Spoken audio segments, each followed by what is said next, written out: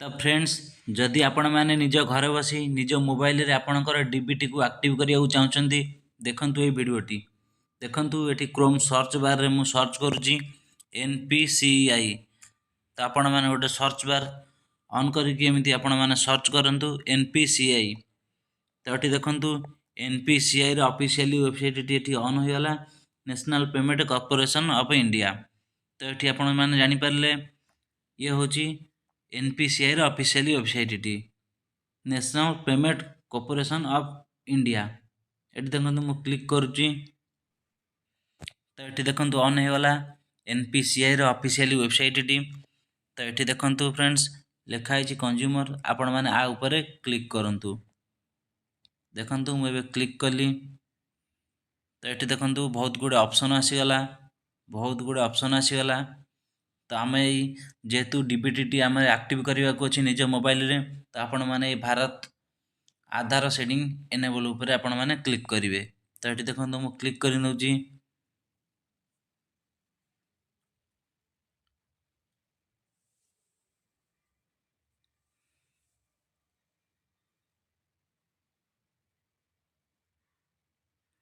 देखंतु एबे एठी ऑन हो गला। तो फास्ट मु कहि रखुची जे फ्रेंड्स आपण मानको एठी 8 मिनिट भितर आपणकर एप्लिकेशन टी को सक्सेस करिवार अछि। तो ये देखंतु लिखा है एंटर योर आधार नंबर। तो ये आपण माने आधार नंबर टी दे देबे लिखा है एंटर योर आधार नंबर। ये आपण माने आधार कार्ड नंबर टी देबे जेहेतु आपण माने एक्टिव करिया चाहउछन्ती आपणकर डीबीटी। तो ये आपण सेंडिंग ऊपर क्लिक करिवे ए जो कोठरीटी अछि आपण ता ऊपर क्लिक करिवे। तो ये देखंतु लिखा है सिलेक्ट बैंक। तो आपण मैंने ये बैंक टी सिलेक्ट करेंगे यारी ऊपर क्लिक करदे बहुत गुड़े बैंक आसो। तो आपण मानकर जो बैंक आपड़ ये सिलेक्ट करदे। तो देखंतु मोर हूँ पंजाब नेशनल बैंक। देखंतु मुझे सर्च करके आपको देखौची देखंतु पी मारू मारू ऑटोमेटिक आसी सारा ये पंजाब नेशनल बैंक। तो आपण मैंने एमती आपणकर बैंक टी चूज करेंगे।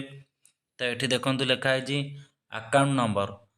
तो से बैंक रो अकाउंट नंबर टी आपण मैंने एठी देबे ता तळु टिके आसीबे देखंतु एठी लिखा है कन्फर्म अकाउंट नंबर। तो आपणकर अकाउंट नंबर टी एठी आउ थरे देकी आपण मैंने कन्फर्म करेंगे। तो आपणकर अकाउंट नंबर टी आपण भूल मारचंती कि ठीक मारचंती चाहिले भी एठी आपण क्लिक करके देखि परिबे। तो एठी देखंतु एठी राइट क्लिक कर देबे जदि भी आपण पढ़िया चाहते ये हेडिंग गुड़ाक आप पढ़ीदे पढ़ी सारापर ये आप राइट क्लिक करदे। ये देखो आउ टे तलक आसला ये गोटे कैप्चर शो करुच्ची। तो ये कैप्चर टी आपण मैंने यही जगह फिलअप करदे।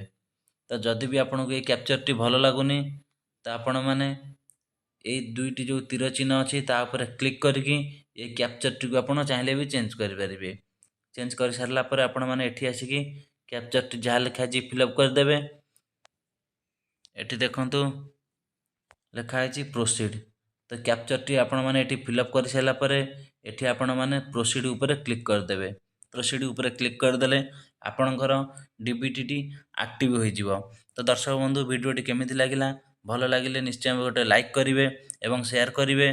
जदि भी मो यूट्यूब चैनल रे नुआ करी वीडियो देखुंती ताले निहाती भाव गोटे सब्सक्राइब करेंगे। रोची नमस्कार।